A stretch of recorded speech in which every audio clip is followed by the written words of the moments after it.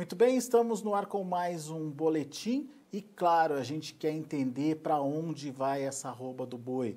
A firmeza que a gente tem visto no mercado nos últimos dias, nas últimas semanas, inclusive, tem trazido uma expectativa de que a gente pode estar muito perto aí de um teto dos preços, principalmente porque houve uma aceleração muito rápida de junho para cá em relação aos preços, aos patamares de preços no Brasil, e agora me parece que está ali tentando testar novos patamares, mas não está conseguindo passar desse valor dos 225, 230, que é a referência em São Paulo.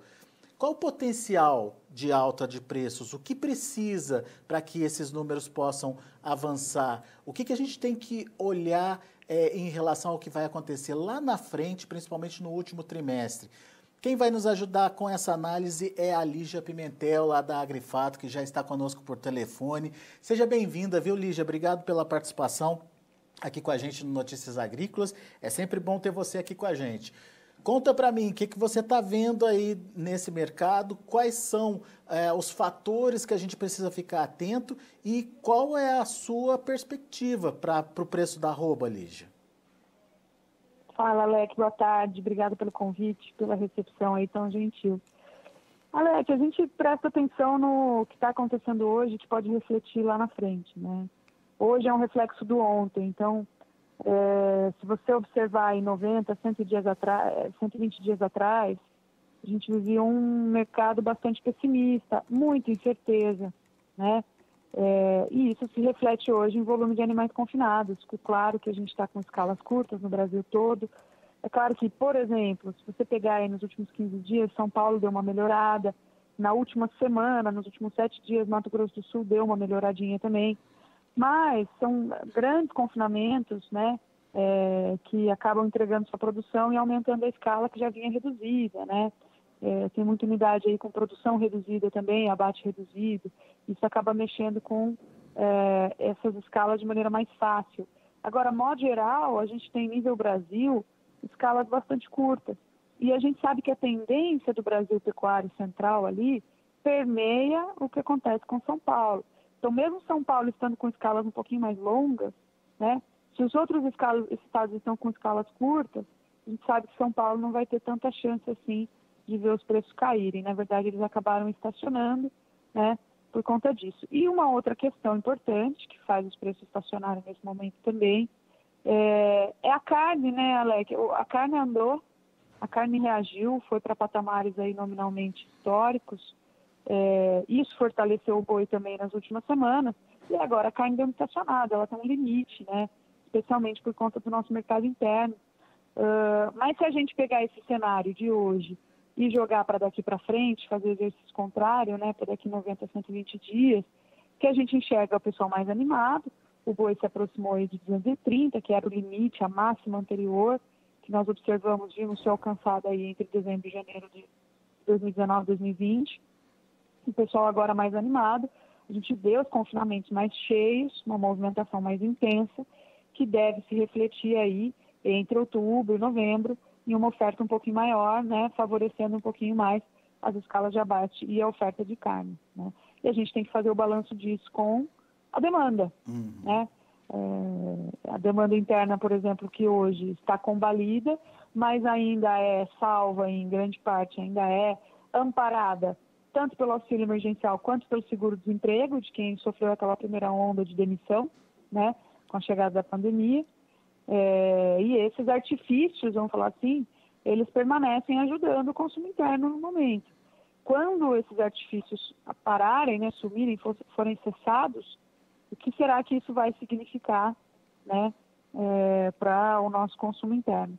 O consumo interno eu acredito que continue bem, tá? Vai continuar firme, sustentado. A gente sabe que o mercado internacional vai bem, tem uma conjuntura de falta de estoque de proteínas animais globalmente, né, principalmente amparado pela situação da China, em decorrência da peste suína africana, e isso deve continuar. Muito bem, então vamos por partes. Quando você fala que o mercado animado agora vai refletir daqui a 180 dias, Isso significa que a gente pode ter mais oferta de animais lá na frente, Lígia? Muito possivelmente, Alexander. Na minha visão, a gente vai ter mais oferta de animais daqui 90, 120 dias do que a gente está verificando hoje como resultado do pessimismo passado, né? Mas uma oferta, um volume capaz de pressionar preço? Eu acho que, mais do que pressionar, a breca alta, né? Né? Principalmente se ele vier em conjunção com a cessão desses artifícios econômicos aí, esses estímulos econômicos, né? Então aí eu acho que o boi vai encontrar o seu limite. Hoje ele não tem limite, a gente encontrou o limite na carne, né? Mas como a oferta é baixa, se a gente diminuir o estoque de carne, a disponibilidade de carne no varejo, você vai ver a carne talvez andar um pouquinho mais e o boi possivelmente andar um pouquinho mais agora nesse momento. Mas lá na frente, se a gente tiver um pouquinho mais de oferta, se a gente tiver um pouquinho menos de demanda, aí eu vejo que a gente vai ter uma barreira, possivelmente, em primeiro lugar uma barreira para que o boi pare de andar e posteriormente aí uma retração, até uma retração. Não vejo essa retração muito forte, né? Mesmo aumentando agora o volume de animais confinados, ele vai ser aí de uma maneira conjuntural menor, né? Mas considerando aí também o cenário de demanda, acho que depois, lá para novembro, pode vir uma pressãozinha, novembro, dezembro, pode vir uma pressãozinha de baixa, se esse cenário que eu estou colocando aqui agora se confirmar. Uhum. Quando você utiliza aí essa questão da possibilidade de evolução da carne do boi ainda, nesse momento, até quando, Lígia? Agosto inteiro? Pode entrar setembro? Esse cenário deve perdurar por quanto tempo? Da firmeza da carne, você diz? Isso. E a possibilidade de Olha, evolução ainda dos preços.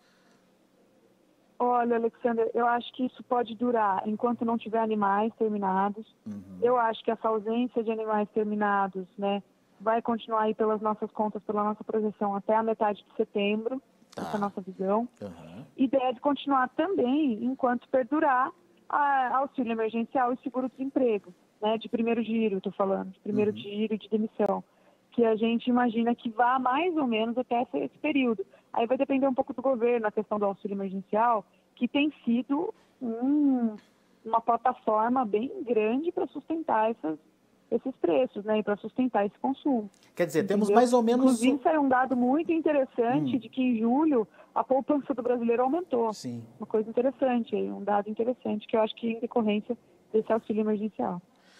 Então, se a gente pega esses números, então temos pelo menos mais uns 30 dias para uma oscilação de preços ainda. Mas como deve ser essa oscilação? Vai ser mais contida ou a gente pode ver galopes como a gente viu semanas atrás, Lígia? Eu acho que o galope ele vai ser meio difícil, eu não tiro essa possibilidade, né? Mas eu acho que ele vai ser meio difícil, Alexander, porque a gente está com um atacado muito esticado, né? A carne o boi casado está muito esticado. Eu acho que isso acaba tirando um pouquinho desse ímpeto, né? Outra questão é que a gente estava competindo, por exemplo, a gente tinha um cenário bem pontual, uma coisa bem específica, de dificuldade de encontrar carreto para conseguir transportar os animais até os confinamentos, né? Tá. Isso é uma coisa que estava atrapalhando bastante o mercado em Goiás, no Mato Grosso. A gente visualizou essas situações para vários parceiros aqui, vários clientes, né? E tinha uma parte disso que era ocasionada, inclusive, pela exportação de animais vivos, que estava demandando esse recurso logístico.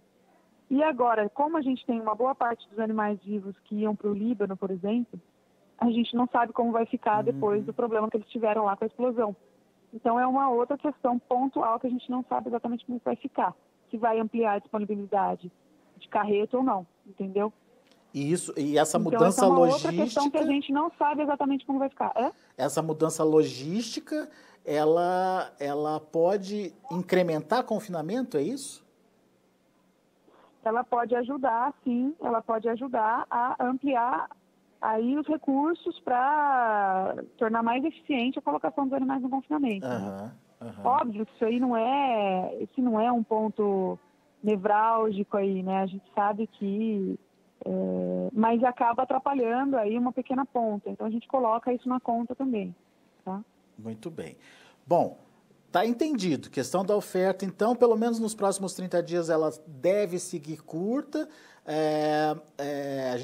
A gente vê ainda uma possibilidade de aumento aí nos preços da carne do boi. Não dá para falar em aumentos muito rápidos e muito significativos, como a gente viu, mas reajustes acontecendo, isso não está descartado. Daí você colocou, a partir desse momento, ou a partir desses 30 dias, a gente precisa olhar um outro fator, que é a demanda interna, principalmente por causa da redução dos auxílios aí por parte do governo. A demanda externa, de alguma forma, pode auxiliar, ajudando a enxugar essa falta ou essa consequência, ou possível consequência de retração da demanda interna, Lígia? Pode ajudar sim, Alexandre, a gente acredita bastante nisso. Quando a gente observa a sazonalidade das exportações, nós temos o pico das exportações normalmente no ano registrado em outubro, tá? Então isso traz para a gente também a possibilidade de que algum excedente, uma parte do excedente, se houver, seja absorvida pelas próprias exportações, tá? Isso é muito interessante. Outra questão é que a nossa situação fiscal está deteriorando, a gente está tendo bastante conflito aí político, né? Bastante impasse político. Isso vai continuar mantendo o câmbio apreciado, sustentado, e vai favorecer também as exportações. Então, as exportações estão sendo importantíssimas, estão sendo chave para que a gente consiga manter esse mercado pressionado, sustentado ao longo da pandemia, ao longo do ano todo, né? Pela primeira vez, a gente está projetando aí exportações em torno de 27% da nossa produção, que é um recorde, né? A gente tinha tido 25% da produção exportada entre 2005 e 2006, agora a gente está projetando 27%, é um recorde em termos de share. Então, aí está o tamanho da importância de se acompanhar as exportações, estudar as exportações, observar esses números de perto, entender essa dinâmica, porque mais do que nunca elas estão sendo importantes. Lembrando mais um detalhe, né, que é muito importante, entre 2005 e 2006, a gente exportava muito porque a gente abatia muito. Nós estávamos passando aí pelo pior momento econômico da história da operação pecuária no Brasil. Em termos de margem, a gente nunca teve margem para operação, valores reais tão baixos para o boi gordo como a gente encarou naquele momento. Não à toa, né, o investimento na pecuária naquele período estava tão baixo que a gente teve casos de febre aftosa aqui, ou seja, o cara não tem dinheiro nem para vacinar, ele esqueceu de vacinar, né? E aí a gente teve um problema adicional. Então a carne brasileira naquele período estava tão barata que a gente exportava muito, e a gente também estava liquidando o rebanho pela falta de interesse na produção, pela baixa margem de atividade. Hoje a situação é muito diferente, né? Apesar de a gente ter uma das carnes bovinas das arrobas mais baratas do mundo, né, a pecuária não vive essa crise que a gente viveu lá entre 2005 e 2006, 2004, 2005 e 2006. Né? São outros tempos. Claro que a pecuária não é fácil, a reposição, o bezerro subiu muito mais que o boi gordo, o milho está explodindo, nada é fácil, mas a gente não pode comparar em termos de rentabilidade, em termos de valores reais da arroba, o que a gente viveu naquele período com o que a gente tem hoje. Então, é um desenvolvimento de mercado muito importante, são conquistas muito importantes que a gente viveu nesses períodos, desenvolvimento de novos mercados, esse contexto aí de parceria de vendas com China, e tudo isso fazendo com que a gente tenha trabalhado qualitativamente as nossas vendas externas, e isso exige aí, inclusive, que o pecuarista acompanhe mais de perto essa dinâmica, né? Conheça um pouco melhor, porque a gente conhece sempre muito pouco, né? A gente conhece muito pouco da dinâmica de exportação, então é muito interessante isso. Muito bem. Então, dá para dizer que todas as fichas, ou grande parte das fichas, a gente está depositando na evolução das exportações. Algum risco, Lígia, disso não dar certo? Alguma perspectiva de mudança de cenários aí, ou pelo menos possibilidades, nem que sejam remotas, aí de mudanças desse cenário? Olha, Alexandre, esse risco sempre tem, né? Principalmente, a gente tem falado muito sobre isso. Nossa, a gente está dependendo muito de China, isso é um risco, a gente precisa ampliar outros mercados. por mais que a gente amplie outros mercados, é difícil você substituir a China. Obviamente, quanto mais você diluir, melhor. Mas é muito difícil diluir a China substancialmente pelo próprio tamanho gigante que ela é, né? Então, o risco de algum problema com China sempre existe. O risco de algum problema com um comprador muito grande, ele é sempre... ele vem como consequência, né, da ampliação desse mercado. Então, assim, me chega um cliente muito grande, eu não posso falar que eu não vou vender para ele, para não depender dele, para não aumentar o meu risco. Eu preciso surfar essa onda, né? Inclusive, acredito eu que no longo prazo vai trazer um desenvolvimento para a pecuária muito grande. Mas com essa ampliação, com esse desenvolvimento, vem consequências. E uma das consequências é esse risco maior de alguma coisa acontecer. Então, hoje saiu notícia de que a China identificou aí contaminação por coronavírus em asa de frango, né? Do Brasil, né? Um lote aí, de um lote. E assim, o que vai acontecer com isso? Né? A gente não sabe. Arrisco eu dizer, né, que não vai haver um embargo geral. O que vai acontecer talvez seja a suspensão daquela planta, até que explicar que focinho de porco na tomada, né, e depois retome, ou talvez ela permaneça suspensa aí um pouco mais de tempo, não sei. A gente sabe que os chineses são hábeis comerciantes, né, são hábeis negociadores. Sim. Mas eu acho que pela necessidade deles de proteína, pelos baixos estoques que eles têm de proteína animal, alto nível de inflação de alimentos, eles não estão em posição também de bloquear o país inteiro. Não vão querer arrumar encrenca, essa é a minha sugestão. Exatamente. Não, nem a gente, nem eles, né? Exatamente. Mas eles são duros na negociação, entendeu? Muito bom. Lígia, eu agradeço muito, viu, a sua participação mais uma vez com a gente aqui no Notícias Agrícolas, analisando possíveis cenários aí para a gente. Enfim, a gente tem a possibilidade de novas altas acontecendo daqui nos próximos 30 dias e para o último trimestre a gente tem ainda muitas incertezas, principalmente com relação à demanda interna e ao real tamanho da oferta que a gente vai ter lá na frente. Mas, de qualquer forma, a gente pode concluir que é um cenário ainda bom para o pecuarista, não? Com certeza. Não tem que matar um leão por dia, né, Alexander? Não tem ano fácil. A gente está vendo aí, ao mesmo tempo que o preço do boi subiu, a reposição está ampliando ainda mais aí o age. E isso traz dificuldade também e muita incerteza em relação ao futuro. Agora, nós temos um contexto, inclusive macroeconômico, muito interessante, né, de dificuldade de encontrar lugar para investir, com uma Selic a 2%, com projeção de cair até 1,75%, se bobear, né? E isso traz, assim, eu acho que, em primeiro lugar, as pessoas não sabem onde investir, então vai entrar muito investimento na pecuária, na agropecuária, e isso me traz aí um viés muito otimista, né, para o nosso setor. E pensando mais no caso do pecuarista especificamente, né, a gente vive aí, primeiro, uma virada de ciclo pecuário, nós estamos na fase de alta do ciclo pecuário, né, retendo fêmeas, entendeu? Mas nós vamos viver também, na minha opinião, um ambiente em 2021 positivo para os preços ainda, tá? Porque nós vamos colher os efeitos do forte abate de novilhas que a gente viveu nos anos anteriores.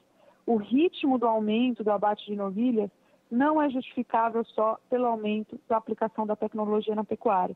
Foi por uma questão de baixo interesse na produção do bezerro lá nos anos anteriores, não hoje. Hoje o bezerro está interessante, tem mais gente ampliando a produção de bezerros. Isso está impresso aí na retenção de vacas, que a gente sabe que está nas mínimas, né? O abate de vacas está nas mínimas. Mas lá atrás foi uma questão de custo-benefício, ampliação de programas de bonificação aí por qualidade, né? Alô, Lígia? Me parece que a gente perdeu a conexão com a Lígia. E mais um ponto em relação a isso que a Lígia colocou. Lígia, está me ouvindo? Oi, estou ouvindo, Alex. Tá. Bom, na verdade, era só para te agradecer mesmo. Você estava só concluindo aí a questão das novilhas, né? Que lá no passado foi importante, ou ela surgiu aí como uma importante fonte de renda extra aí para o produtor na tentativa de conseguir melhor resultado, e agora um mercado valorizado para ela também, né, Lígia, para as novilhas, né? Uhum. Perfeito, exatamente. Então, o que a gente vê é que essas novilhas nunca produziram bezerros, a gente está sentindo essa pressão em cima do preço do bezerro agora, e essa pressão vai continuar em cima do preço do boi gordo, que não vai ter a partir do ano que vem, na nossa visão. Muito bom, Lígia. Obrigado, viu, mais uma vez pela sua participação e volte sempre. Obrigada, Alec. Um abração. Abraço para você. Tá aí Lígia Pimentel, Agrifato, analisando para a gente o mercado do boi e detalhando algumas possibilidades, alguns cenários aí para o setor. Vamos aos preços, vamos ver como estão as negociações lá na B3. Dia de hoje está trabalhando de forma negativa. Mais um dia de pressão. Agosto, R$ 226,00, queda de 0,11%. Setembro, R$ 222,50, queda de 0,2%. Olha o outubro, R$ 221,85. Desculpe. Queda de 0,49%. E o novembro, R$ 222,80, queda de 0,38%. Esses são os números na B3, o mercado negativo, portanto, mercado precificando esses dois fatores colocados pela Lígia. A empolgação do momento, podendo refletir no aumento de oferta lá na frente, oferta de animais, e a incerteza em relação à demanda interna, principalmente depois que acabarem aí os auxílios emergenciais. E o indicador CPEA fechou a R$ 226,30, com queda também de 0,4% no dia de ontem. Vamos ver como essa referência vai trabalhar ao longo desta quinta-feira.